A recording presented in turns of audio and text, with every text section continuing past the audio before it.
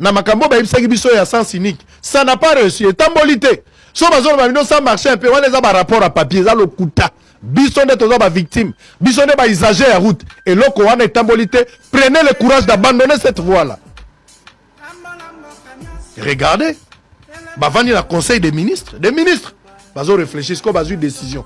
Boyoka décision on a expliqué bino makambo bango ba lobby. Boyoka no décision. S'agissant des embouteillages, le gouverneur de la ville de Kinshasa a été instruit d'envisager comment procéder dans les prochains jours à la vérification des contrôles techniques, assurance, plaques d'immatriculation, avec comme conséquence que ces contrôles réduiront le nombre de véhicules en circulation et par ricochet influencera les embouteillages. Des stratégies, oya liboso et souki, pas échoué nango. Mais bazangi courage ya kwa kolobino que stratégie tozwaki ya basasi ni qu'on a échoué. Ils ont manqué juste du courage et de l'honnêteté intellectuelle. Maintenant ils changent de forme. Bah une forme même habité, nous prenons la décision. Décision bazozwa dans les jours où to kotao. Baliba banda contrôle ya ba plaque d'immatriculation. Je suis tout à fait d'accord. Je ne peux pas m'opposer à la contrôle ya plaque d'immatriculation parce que ça fait partie même de la sécurité en Mboka. Ceux qui vont tout les zangi plaques, ils sont dangereux. Parce que ceux qui vont tout les zangi plaques, bah forfait, on ne sait pas identifier. Le mot tout gagner, c'est que les a la plaque. Mais moment où on va juste stratégie zanini, tu peux identifier bami tout les zanga ba plaque. De deux, bateau nos bazan assurance, il fallait ba son assurance. De trois, bah la peu ba vignette. Donc ko bangi sa bateau au bazan en ordre té. Bako vandi sa mituko na bango na ndaku ndeko permettre batu ndambo batikali na mituko baba ndako tambo. Mais ça ce n'est pas la solution. Bozo créer gros nimusu na kati ya société. C'est vrai que cette opération pourra donner de l'argent à l'État parce que l'État a au côté sambongo ya plaque d'immatriculation. De deux, et qu'on peut sambongo na vignette, ceux qui l'État a lancé opération na vignette. De trois, et qu'on peut s'appeler l'État mbongo pour la assurance, to assureur ndambo barozo ape mbongo. Je suis tout à fait d'accord. Ça c'est le côté positif. Mais bien vous pensez que ce que salami bato bakovana na ndaku bakobanga kobima babandokanga batu finalement fluidité anzele kozala les gens vont rouler facilement. Mais la décision éphémère et ça pour combien de temps? Et si tous les Kinois décidaient d'acheter ce qui 70% ya bato basombi biloko nyos bozo lobana bosa na ngoni ozomona ke bozo tâtonner na ba décision bozo sur les embouteillages. Vous n'avez pas posé un bon diagnostic. Moi je vous pose la question. Quand le chef de l'État Zalaka Libanda to ba pa chef de l'État bazoya bazoya awa na mboka ko banda aéroport ti place à kokoma pourquoi na nzela embouteillage ezalaka te? Pourquoi embouteillage na nzela ezalaka te?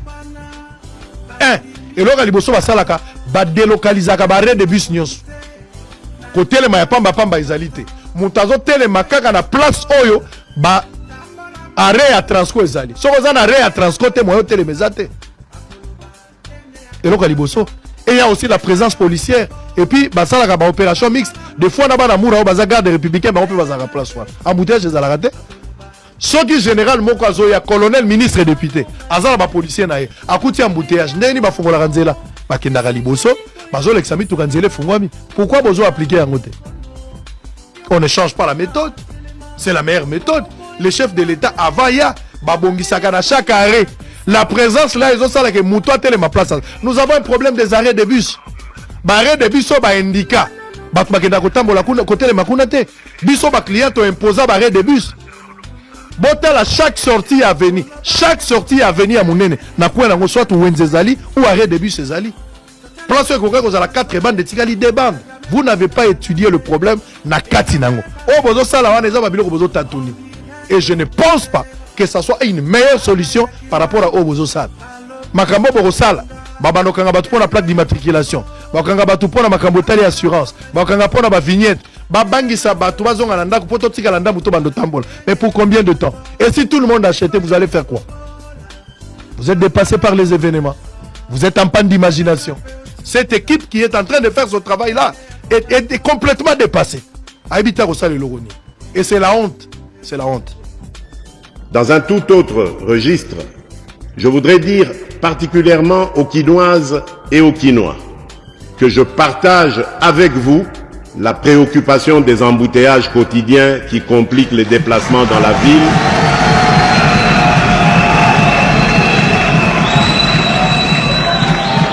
La préoccupation des embouteillages quotidiens qui compliquent les déplacements dans la ville et augmentent le coût de la vie pour nos concitoyens. J'ai instruit le gouvernement de procéder à une évaluation approfondie des mesures existantes et de proposer dans les jours à venir des améliorations ou ajustements significatifs pour remédier à cette situation. Honorable pendant 65 ans presque, Bissoto Barcelone. Au petit exemple là bien, Babèche Batika 300, la ville ici, pour nous accéder à Kalina, c'était pas pour tout le monde. Déjà à 16h, mais le on est incapable de se mettre à Abima, dans centre-ville à 16h.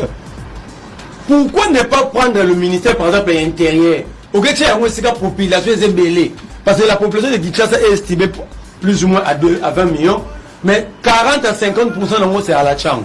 Pourquoi le ministère de la sécurité et le ministère de l'infrastructure et le centre financier, pourquoi ne pas ça pouvait désengorger, ouvrir la ville parce que mon tata que le centre financier a aucun début. Bonjour à ta parquet, parler de Jésus, pourquoi tu as monté la main à foule à côté et on permet de pas panza na boy. Maintenant marché central. Na bureau administratif, même stade, batongara monare na ba action ka place marqueza. Donc tout bazo se concentre, même les dirigeants bazo kanisate que ils ont combat de plus en plus compliqué. Bazo décision de temps vouloir na Sansini. Mais le problème est à les inondations. Ce qui nous les mérite au Sansini qu'on est. Toi la saison de pluie, si on les mérite au Sansini. Parce que ba belge bazo lo ngamboka oyo batiki biso na 165 égouts. Ça permettait l'évacuation rapide en moins de 10 minutes. Il y a moins sur moule à la Kinshasa. Aujourd'hui, est-ce que Guissé européen nous dit la ville a combien d'égouts? Rotana, vous avez beaucoup de paisibles les citoyens. Rotana, est-ce que va continuer sur la Sangana? Batongo, il y a rivière Gondi. Ceux qui m'ont raison que la bouche à assez. Bon, qu'il n'était pas, c'est une république des hommes forts. Comment Bobi Sango a ton attaque meni ya maïke, mais bon, je mon paya, bon, tiens, ton alicolo ya maï. Rotane est à l'icolo à rivière. Donc, Papa Sango, n'est qui mettre Richard Ping dans l'objet du Kambouya, parler du peuple. Mais aux alentours, à parler du peuple, route d'Ineza. Kabine des Aroukoufa, Nyangwe Aroukoufa, Kabambari Aroukoufa, Moussi Aroukoufa. À part route de IG, la triomphale. Aux alentours, il n'y a pas de route d'Ineza. Moutarol va te pas du peuple à la cabine. Moutarol va te pas du peuple à Nyangwe. Kalembelembe, c'est impossible. Devant les camps, l'avenir Itaga. Wanaru na omobenga wetkeka ndebo kapna mutakanyi ndenguma pour marambo si la barbite arbitre la bête match ici ça veut dire il y a un problème ngala lobibu besoin sur Daniel Bumba boche sous la ville il ne fait que dormir. Je demande au président à mécano ko changer biso à commissaire conseiller comme ça la ba réunion là la ranenga là la so conseiller président aux à la content qui ça c'est comme là que Bumba moula ebetake on est une solution tout ça maman begou. Il préfère appeler les chefs coutumiers pour plaire. Est-ce que la solution, il y a urbanisation, il y a aménagement provincial? Mais vous payez sa solution, vous payez sa réponse dans des hydratés à la population. Projet, nous allons voir, nous avons pris des mesures. Nous avons, comment ma couturier est tenu, nous avons pris des mesures, Mais à ta couturier, je vais mesures. Sur les autres, donc ça est là-bas. Toujours des mesures et des mesures. On a été en réunion, on a discuté, nous avons pris des mesures. On a été en réunion, on a discuté, nous avons pris des mesures. Mais qu'est-ce qui se passe? Mukonanga kende lola na kolinga mulongo ba congolais te moko teteka na bandali ba bengani bina ko bokotonga déjà ba ange songera congolais na yebi batoyo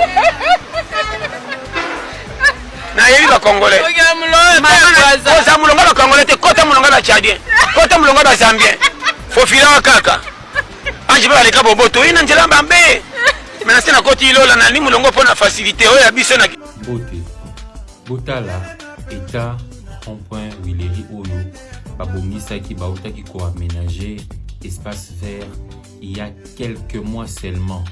ota déjà état na mondenge komi.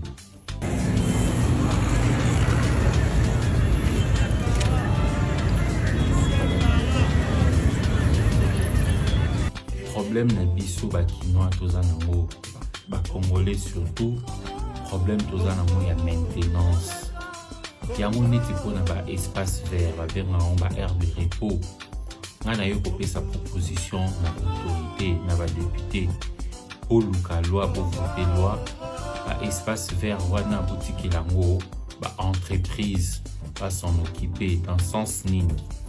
Espace lokola place des évoluer rond-point Gambela place wana ya Wileri boutique lango ba entreprise bango moko ba entretenir yango après bango en contrepartie bazwa ba tchaka publicité na bango ota la place ana ya Wileri ndenge komi quelques mois seulement place des évolués n'en parlons même pas comme il dépotoir na yo mona kaka poste moko camarade moko atindeli nga awa récemment donc na bande koloba makambo wana na bureau batu ya Total Énergie bango ndi babimi kopomba place des évolués alors que toyebi yango que des années passées bando ya après mariage na bango mariage civil ko kanga ba photo wana les deux comment nango kermesse et comment place à ba fazer par rond-point et rond-point force et ceux qui moi chance tant royal qui mène mieux tu n'en parlons même pas proposition n'angeza que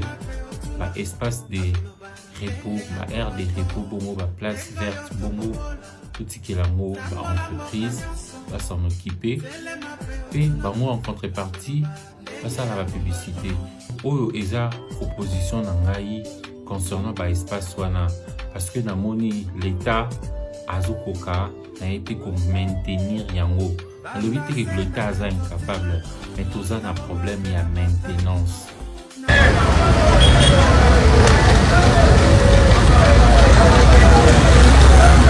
Il est 22h48 là.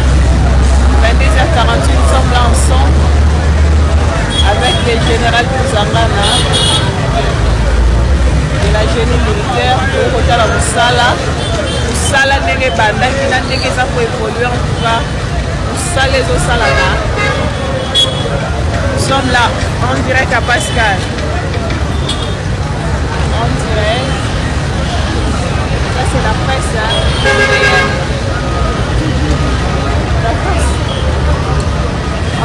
Franchement c'est ça là, très bon boulot. Moi j'implore le chef de l'État de donner ce marché au génie militaire pour assainir la ville de Kinshasa. Parce qu'avec eux il y aura la discipline. En tout cas dès le début je suis désolé. Allez Bouchard, il est là derrière la caméra. Le président de la République a parlé de la réhabilitation de 38 000 km de routes de desserte agricole.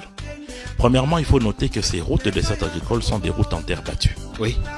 Deuxièmement, le président a parlé de réhabilitation et non de construction.